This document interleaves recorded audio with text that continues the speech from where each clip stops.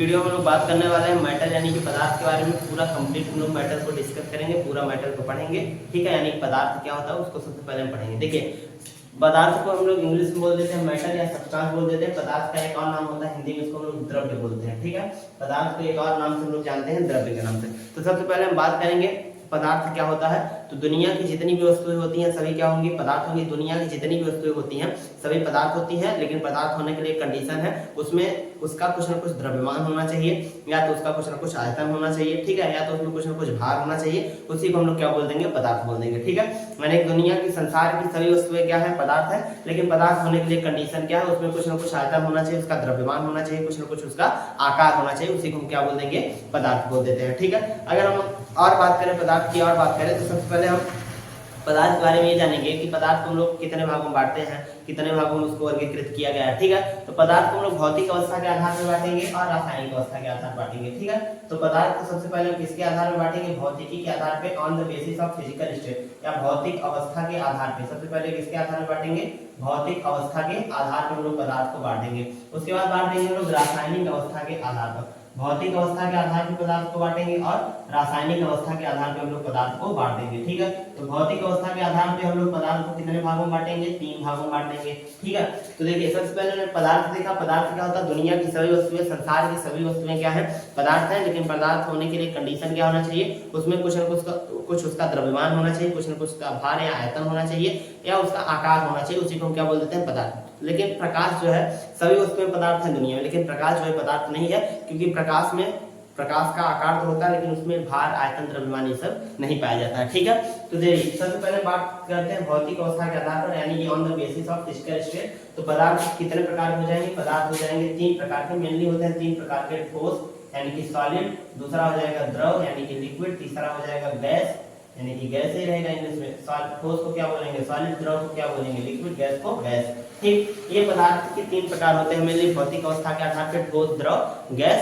2 और भी होते हैं, चौथा हो जाता है प्लाज्मा, पांचवा होता है बीईसी, लेकिन मेनली आपको 3 याद रखने हैं, ठीक है। प्लाज्मा और बीईसी होते तो 5 हैं, पांचों याद कर लेंगे तो और अच्छी बात है, कंपटीशन के लिए आपको हेल्प कर देगा, ठीक है। अगर आप नहीं याद कर पा रहे हैं तो इतना बहुत है, ठोस, द्रव, गैस, प्लाज्मा और बीईसी, ठीक है। तो सबसे पहले बात करते हैं ठोस क्या होता है। ठोस वे पदार्थ होते हैं जिनका आकार तथा आयतन निश्चित होता है, ठीक है। ठोस वे पदार्थ होंगे जिनका आकार भी निश्चित होता है और आयतन भी निश्चित होता है, ठीक है। आकार तथा आयतन दोनों निश्चित होता है, उसी को हम ठोस बोल देते हैं। देखिए, आयतन और आकार निश्चित होने का मतलब क्या हो गया, जैसे ये मार्कर है, ठीक है, ये मार्कर है, मार्कर का कुछ ना कुछ शेप है कि कितने मिलीमीटर का है, कितने सेंटीमीटर का है, कुछ ना कुछ इसका शेप हो गया है। शेप के अलावा इसका कुछ ना कुछ ग्राम होगा, 5 ग्राम, 10 ग्राम, और इस टाइप के जितने भी मार्कर आएंगे सभी का सेम शेप फिक्स रहेगा, आकार मतलब साइज फिक्स रहेगा, वेट भी फिक्स रहेगा। तो इसी को हम क्या बोल देंगे, ठोस बोल देंगे, ठीक है। इसके अलावा अगर हम बोर्ड की बात करें तो बोर्ड भी किस में आ जाएगा, ठोस में आ जाएगा। हम किसी फोन की बात करें, किसी लकड़ी की बात कर ले, ठीक है, लेकिन उसका एक शेप होना चाहिए। अच्छा, बेंच की बात कर ले तो उसका भी क्या होगा, शेप होगा। तो जिसका आकार तथा आयतन दोनों निश्चित होता है उसे हम क्या बोल देते हैं, ठोस बोल देते हैं, ठीक है। अगर हम ठोस की बात करें तो ठोस 2 प्रकार के होते हैं, एक होता है क्रिस्टलीय ठोस, एक होता है अक्रिस्टलीय ठोस, ठीक है। ठोस कितने प्रकार हो जाएगा, 2 प्रकार का, क्रिस्टलीय ठोस और अक्रिस्टलीय ठोस। उसके बाद हम बात करते हैं द्रव की। द्रव क्या होते हैं, द्रव वे पदार्थ होंगे जिनका आयतन तो निश्चित होता है, लेकिन आकार निश्चित नहीं होता है। आयतन तो निश्चित होता है लेकिन आकार निश्चित नहीं होता है, उसे हम क्या बोल देते हैं, द्रव बोल देते हैं। कहने का मतलब क्या हो गया, जैसे आप एक बोतल में पानी लेंगे, एक बोतल का आयतन है 1 लीटर, 1 लीटर के बोतल में आप क्या लेंगे, पानी लेंगे, लेकिन उसमें पानी आप आधा लीटर भरेंगे, तो आप जब भी पानी को इधर उधर टहलाएंगे तो पानी इधर भी फिसलता बढ़ता चला जाएगा। तो इसका मतलब उसका आकार निश्चित नहीं होता लेकिन आयतन निश्चित होता है। उसी आधा लीटर पानी को आप टाठी में डाल देंगे तो टाठी के आकार का होगा, उसी आधा लीटर पानी को आप लोटा में डाल देंगे तो लोटा के आकार, गिलास में डाल देंगे गिलास के आकार हो जाएगा, तसला में डाल देंगे तसला के आकार का हो जाएगा, ठीक है ना। तो द्रव क्या होता है, द्रव वे पदार्थ होते हैं जिनका आकार निश्चित नहीं होता लेकिन आयतन क्या होता है, निश्चित होता है, ठीक है। अगर हम बात करें गैस की, तो गैस इतना बेकार पदार्थ होता है, इसका न तो आयतन निश्चित होता है और ना ही आकार निश्चित होता है, न तो आयतन निश्चित होगा और ना ही आकार निश्चित होता है, ठीक है। क्योंकि इसका शेप और साइज जो है, शेप और वेट जो है बदलता रहता है, ठीक है। क्योंकि गैस इतना खचड़ा टाइप का होता है, अगर आप 1 लीटर का बोतल लेंगे उसमें 5 ग्राम गैस डालेंगे तब वो पूरा जगह घेर लेगा। अगर आप एक कमरे में बंद कर देंगे, 1 किलो गैस डाल देंगे तब वो पूरा जगह फैल जाएगा, और उसी 1 किलो गैस को आप 1 किलो बोतल में भरेंगे तब भी उसमें वो फैल जाएगा, ठीक है। कहने का मतलब ये है, गैस फैलने का, गैस सबसे ज्यादा प्रसार की बात करें तो सबसे ज्यादा प्रसार किसमें होता है, गैस में पाया जाता है। फैलाव सबसे ज्यादा किसमें होता है, गैस में, ठीक है। उसके बाद बात करते हैं प्लाज्मा। प्लाज्मा क्या है, पदार्थ की चौथी अवस्था है जिसमें परमाणु उच्च ताप पर आयनित हो जाते हैं, ठीक है। यानी कि ये कह सकते हैं ये पदार्थ की सबसे गर्म अवस्था है। सूर्य जो है प्लाज्मा अवस्था में पाया जाता है। सूर्य से जो गर्म मतलब सूर्य जो गर्म होता है वो प्लाज्मा अवस्था में होता है, ठीक है। ये पदार्थ की कैसी अवस्था है, चौथी अवस्था है। और अगली अवस्था की बात करें बीईसी की, बोस-आइंस्टीन कंडेंसेट। बोस-आइंस्टीन कंडेंसेट ये पदार्थ की पांचवी अवस्था है, इसमें जो है परमाणु जो है ठंडे हो जाते हैं। अगर एक चीज और बात करें प्लाज्मा के बारे में, प्लाज्मा का टेम्परेचर लगभग 273 डिग्री सेल्सियस चला जाता है, बीईसी में -273 डिग्री। ये सबसे गर्म अवस्था है पदार्थ की, चौथी अवस्था, और ये सबसे ठंडी अवस्था है पदार्थ की, ठीक है। ये सबसे ठंडी अवस्था है पदार्थ की, ठंडी और गर्म दो अवस्था और भी बताई गई, प्लाज्मा और बीईसी, ठीक है। तो प्लाज्मा पदार्थ की सबसे गर्म अवस्था होती है और बीईसी पदार्थ की सबसे ठंडी अवस्था। बीईसी की खोज बोस, इसको बोस-आइंस्टीन कंडेंसेट इसलिए कहते हैं क्योंकि इसकी खोज सत्येंद्रनाथ बोस ने किया था। सत्येंद्रनाथ बोस जो है भारतीय वैज्ञानिक थे, इन्होंने इसकी खोज किया था और खोज करने के बाद इन्होंने अपना पत्र लिखा था आइंस्टीन को। तो आइंस्टीन ने इनके पत्र को मतलब इनके बारे में, इस अवस्था के बारे में प्रकाशित करा न्यूज़पेपर में, इसलिए दोनों का नाम आता है, ठीक है। अब देखिए ये तो होगा भौतिक अवस्था के आधार पर लोगों ने पदार्थ का विभाजन कर लिया। हम लोग पढ़ेंगे रासायनिक अवस्था के आधार पर पदार्थ को कितने भागों में बांटा गया है। तो रासायनिक अवस्था के आधार की अगर हम बात करें तो रासायनिक अवस्था के आधार पर पदार्थ को हम लोग मेनली बांट देते हैं तीन भागों। पहला हो जाता है तत्व, दूसरा हो जाता है यौगिक, तीसरा हो जाता है मिश्रण, ठीक है। तत्व, यौगिक और मिश्रण, पदार्थ के कितने प्रकार हो जाएंगे, तीन, तत्व, यौगिक और मिश्रण। देखिए सबसे पहले जब हम बात करें एलिमेंट यानी कि तत्व क्या होगा, तत्व जो सिंगल घूमे वो तत्व हो जाएगा, ठीक है। जो सिंगल घूम रहा है तत्व हो जाएगा, जैसे आप लोग सिंगल तो क्या हो जाएंगे तत्व, और जो जोड़ा में घूमे उसे क्या बोल देंगे, यौगिक बोल देंगे, ठीक है। तत्व को पहचानने का एक तरीका जो सिंगल टहले तत्व, जो जोड़ा में टहले यौगिक, ठीक है। तत्व और यौगिक आप इस तरीके से पहचान सकते हैं और आप इस हिसाब से अपनी कैटेगरी को अंदाजा लगा लीजिए कि आप तत्व में आएंगे यौगिक में आएंगे, बहुत से ऐसे होंगे जो यौगिक में आएंगे, ठीक है। तो बहुत से ऐसे होंगे तत्व में भी आएंगे, तत्व को इंग्लिश में एलिमेंट बोलेंगे, यौगिक को कंपाउंड बोलेंगे, मिश्रण को मिक्सचर बोलेंगे, ठीक है। अगर रहेगा तत्व आपको पता होगा पृथ्वी की भूप्रकृति में तत्व पाए जाते हैं। कुछ तत्व जिसमें से मानव निर्मित होते हैं, कुछ प्राकृतिक द्वारा पाए जाते हैं, कुछ कृत्रिम और मानव निर्मित यानी कृत्रिम भी एक ही हो जाता है, ठीक है। तो उसके अलावा अगर तत्व की और बात करें, तत्व की संख्या 118 है। अगर तत्वों को हम लोग पीरियोडिक टेबल में पाते हैं, कहाँ पर पाया जाता है, पीरियोडिक टेबल में तत्वों को पाया जाता है। और इसके बारे में डिटेल्स बात करें तो तत्वों को हम लोग तीन भागों में वर्गीकृत कर देते हैं। पहला हो जाता है धातु, दूसरा हो जाता है अधातु, तीसरा हो जाता है उपधातु। धातु, अधातु और उपधातु। अगर हम धातु को इंग्लिश में बोलते हैं मेटल, अधातु को बोलते हैं नॉन मेटल, उपधातु को बोलते हैं मेटालॉइड, ठीक है। क्या बोलेंगे, धातु, अधातु, उपधातु, मेटल, नॉन मेटल और मेटालॉइड। सबसे पहले अगर हम धातु की बात करें तो धातुओं की संख्या हो जाती है 91।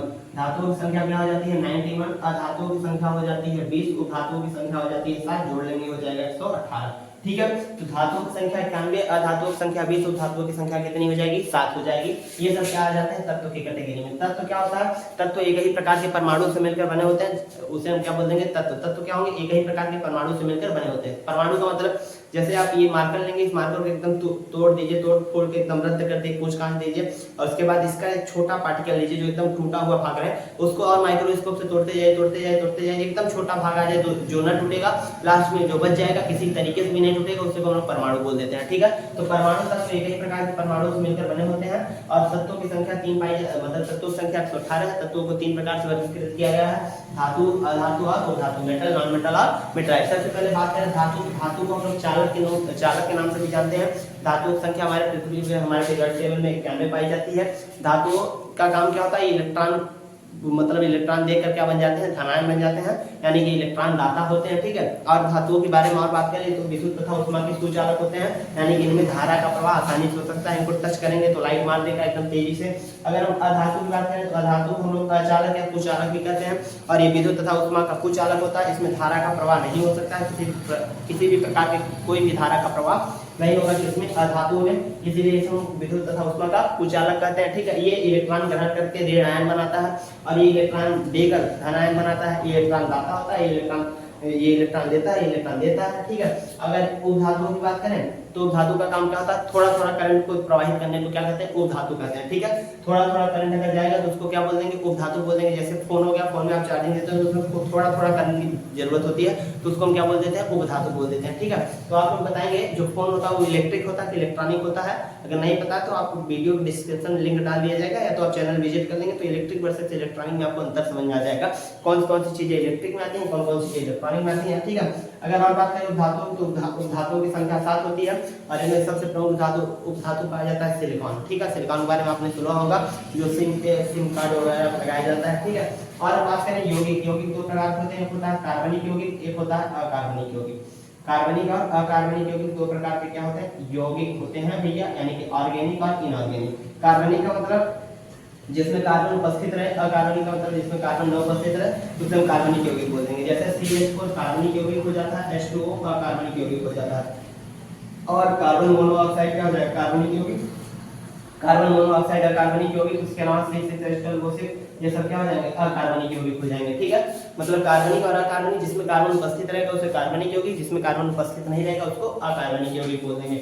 और अगर हम बात करें मिश्रण की, तो मिश्रण क्या होता है, दो या दो से अधिक पदार्थों को किसी भी अनुपात में मिला देंगे तो मिश्रण बन जाता है। मिश्रण भी दो प्रकार के होता है, पहला होगा समांगी मिश्रण, दूसरा होगा विषमांगी मिश्रण। समांगी मिश्रण और विषमांगी मिश्रण, यानी कि हेटेरोजेनस और होमोजेनस। होमोजेनस को बोलेंगे समांगी मिश्रण और हेटेरोजेनस को बोलेंगे विषमांगी मिश्रण। समांगी मिश्रण जिसमें मिश्रण के हर एक अवयव आपको न दिखाई दे उसे समांगी मिश्रण बोल देंगे। विषमांगी मिश्रण जिसमें मिश्रण के हर एक अवयव आपके दिखाई दे, हर एक अवयव, हर एक कण, हर एक पार्टिकल आपको दिखाई दे अपनी आंखों से, उसे हम विषमांगी मिश्रण बोल देंगे। ये हुआ हमारा पदार्थ यानी सब्सटेंस कंप्लीट हो गया। ठीक है, अगर हम इसको एक बार जल्दी से एनालाइज कर ले तो सबसे पहले हमने ये पढ़ा, पदार्थ दुनिया की सभी वस्तुएं पदार्थ होती हैं, इनमें पदार्थ होने के लिए कंडीशन होना चाहिए, इनका निश्चित आकार तथा आयतन होना चाहिए।